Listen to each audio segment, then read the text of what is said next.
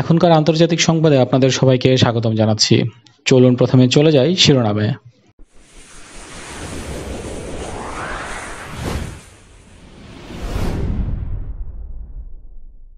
লাদাখ থেকে সৈন্য পেছানোর সিদ্ধান্ত ভারত ও চীনের।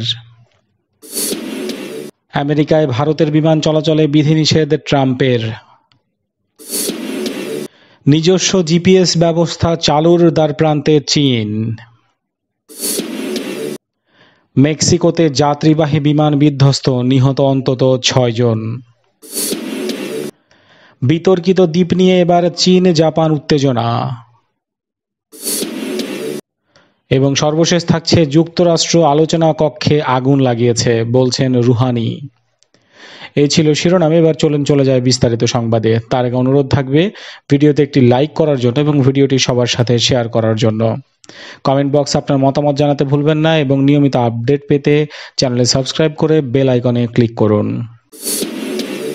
লাদাখের গালওয়ান সীমান্তে চীন ও ভারতের মধ্যে সংঘর্ষে অন্তত 20 জন ভারতীয় সেনা নিহত হওয়ার পরে মঙ্গলবার দুই দেশ সিদ্ধান্ত নিয়েছে পূর্ব লাদাখ থেকে পিছু হটবে তারা। সেনা কমান্ডার পর্যায়ে দীর্ঘ বৈঠকের পরে চীন ও ভারত ঠিক করেছে যে পূর্ব লাদাখে যতগুলো এলাকা নিয়ে পরস্পরের মধ্যে বিরোধ রয়েছে সেই সব এলাকা থেকে দুই বাহিনী পিছিয়ে যাবে। যদিও ভারতীয় সেনাবাহিনীর কোনো আনুষ্ঠানিক বক্তব্য এখনো আসেনি, কিন্তু নির্ভরযোগ্য সেনা সূত্রগুলো জানিয়েছে পূর্ব লাদাখে দুই বাহিনী ঠিক কিভাবে পিছিয়ে যাবে বা কবে থেকে বাহিনী সরিয়ে নেওয়ার কাজ হবে সেসব খুঁটিনাটি দুই বাহিনী এরপরে ঠিক করবে। চীনের সরকারি সংবাদপত্র পিপলস ডেইলির সে দেশের পররাষ্ট্র মন্ত্রণালয়ের মুখপাত্র উদ্ধৃত করে টুইট করেছে যে দুই সেনা কমান্ডারের মধ্যে দুই দেশের দ্বিতীয় বৈঠকটি প্রমাণ করে যে আলাপ আলোচনার মধ্যে দিয়েই মতবিরোধ মিটিয়ে নিতে আর উত্তেজনা কমাতে চাইছে দুই দেশই।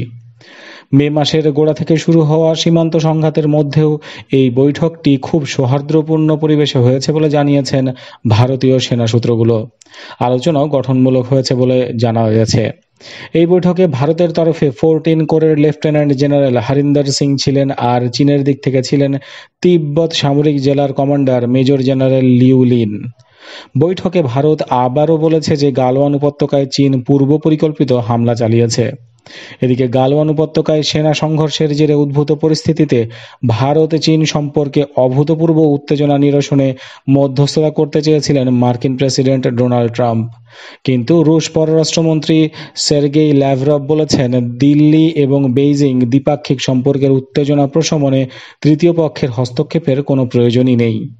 গতকাল রাশিয়া ভারত চীন পররাষ্ট্রমন্ত্রী পর্যায়ের বৈঠকের পরই সের্গেই ল্যাভরভ বলেন বাইরের সাহায্য দরকার নেই দুই দেশের, নিজেরাই সমস্যা মিটিয়ে নিতে সক্ষম তারা। লকডাউনের সময় আমেরিকায় থাকা ভারতীয়দের দেশে ফেরানোর জন্য বিশেষ বিমান চালাচ্ছিল অসামরিক বিমান পরিবহন মন্ত্রণালয়।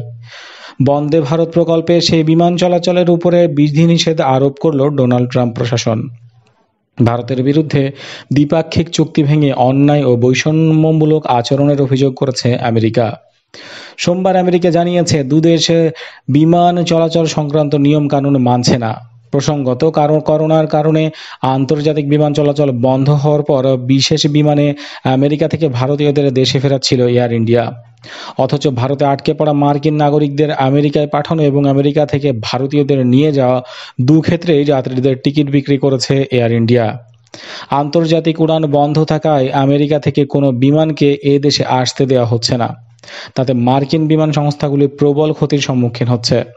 মার্কিন প্রশাসনের তরফে জানানো হয়েছে আগামী 22 জুলাই থেকে ইন্দো মার্কিন রুটে বিমান চালাতে মার্কিন পরিবহন দপ্তরের কাছ থেকে বিশেষ অনুমোদন জোগাড় করতে হবে এয়ার ইন্ডিয়াকে। এতে মার্কিন বিমান পরিবহন দপ্তর ওই সব বিমান দুদেশের চুক্তি মানছে কিনা তা খতিয়ে দেখতে পারবে। পাশাপাশি মার্কিন বিমান ভারতে চলাচলের ক্ষেত্রে যে বিধিনিষেধ দিল্লি আরোপ করেছে তা তুলে নিলে ভেবে দেখতে পারে মার্কিন প্রশাসন। মার্কিন মুলুক থেকে ভারতীয়দের ফিরিয়ে আনতে সেদেশের সরকারের সঙ্গে চুক্তিও হয়েছিল ভারতের, কিন্তু সেই চুক্তি পাশ কাটিয়ে প্রকারান্তরে এয়ার ইন্ডিয়া বন্দে ভারত প্রকল্পের নামে আন্তর্জাতিক উড়ান চালাচ্ছে বলে অভিযোগ মার্কিন সরকারের।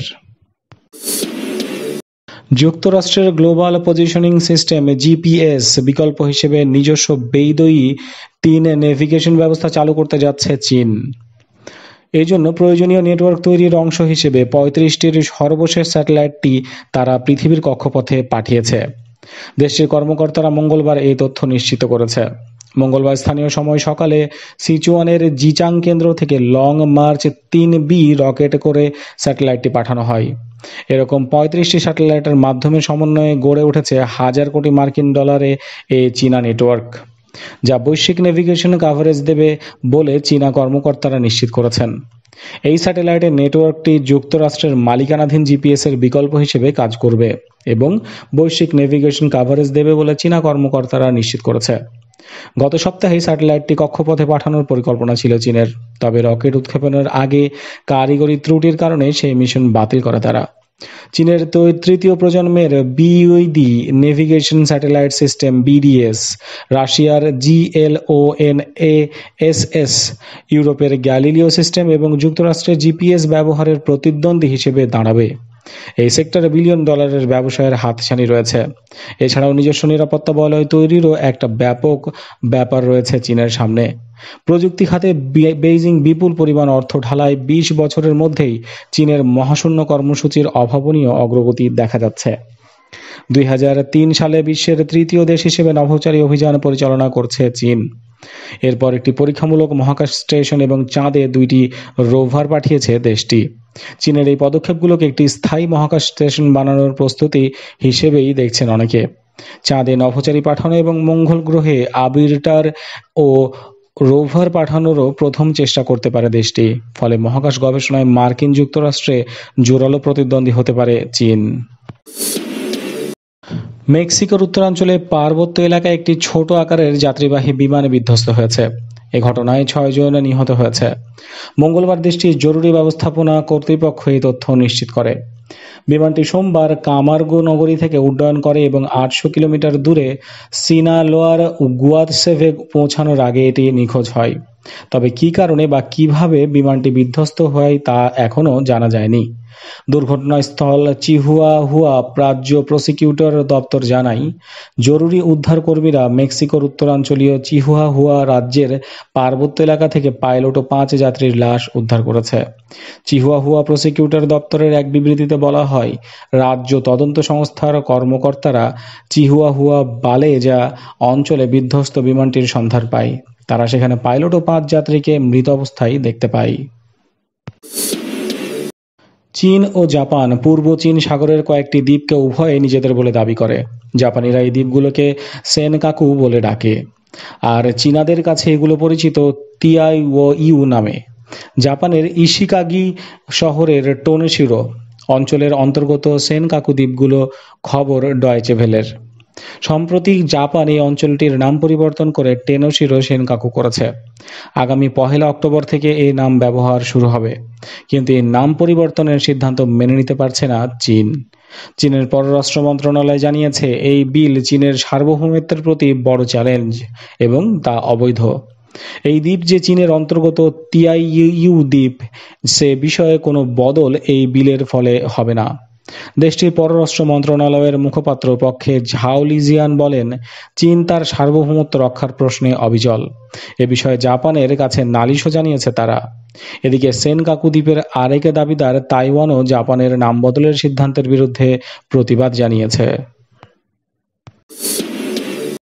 ইরানের প্রেসিডেন্ট ডক্টর হাসান রুহানি বলেছেন, আলোচনায় বসার জন্য মার্কিন প্রেসিডেন্ট ডোনাল্ড ট্রাম্প যে আহ্বান জানাচ্ছেন তা সম্পূর্ণভাবে মিথ্যা। পাশাপাশি ডক্টর রুহানি এও বলেছেন যে কোনো ধরনের চাপ এবং মার্কিন নিষেধাজ্ঞার মুখে ইরান কখনো আত্মসমর্পণ করেনি, করবেও না। গতকাল ইরানের বিভিন্ন প্রদেশের গভর্নরের সঙ্গে রাজধানী তেহরানে এক বৈঠকে প্রেসিডেন্ট রুহানি এসব কথা বলেন। তিনি সুস্পষ্ট করে বলেন, আমেরিকা বলে থাকে যে আমরা আলোচনার জন্য প্রস্তুত। প্রকৃতভাবে তারা আশ্চর্যজনক কিছু বলছে। আলোচনার জন্য প্রস্তুত কথাটির অর্থ কি? আলোচনার টেবিল কে ত্যাগ করেছে? আলোচনা ভেঙে দিয়েছে কে? আলোচনার কক্ষে আগুন লাগিয়েছে কে? এইসব করেছে আমেরিকা। হাসান রুহানি জোর দিয়ে বলেন, ইরান যৌক্তিকভাবে নৈতিকতার সঙ্গে এবং আন্তর্জাতিক প্রতিশ্রুতি অনুযায়ী কাজ করছে, কিন্তু আমেরিকা সমস্ত নিয়মকানুন ও নীতি নৈতিকতা ভঙ্গ করেছে এবং প্রতিদিন তারা মিথ্যা কথা বলেই চলেছে। প্রেসিডেন্ট রুহানি জোর দিয়ে বলেন, ইরানের জনগণ আমেরিকার এইসব মিথ্যাকে মোকাবেলা করেছেন, আমাদের জনগণ মহান কাজ করেছেন এবং তারা একটি বর্বর পরাশক্তির বিরুদ্ধে প্রতিশোধ চালিয়ে যাচ্ছেন। সারা বিশ্বের কাছে এখন একটি পরিষ্কার যে আমরা কখনো মার্কিন চাপ এবং নিষেধাজ্ঞার মুখে পড়িনি এবং পড়বও না।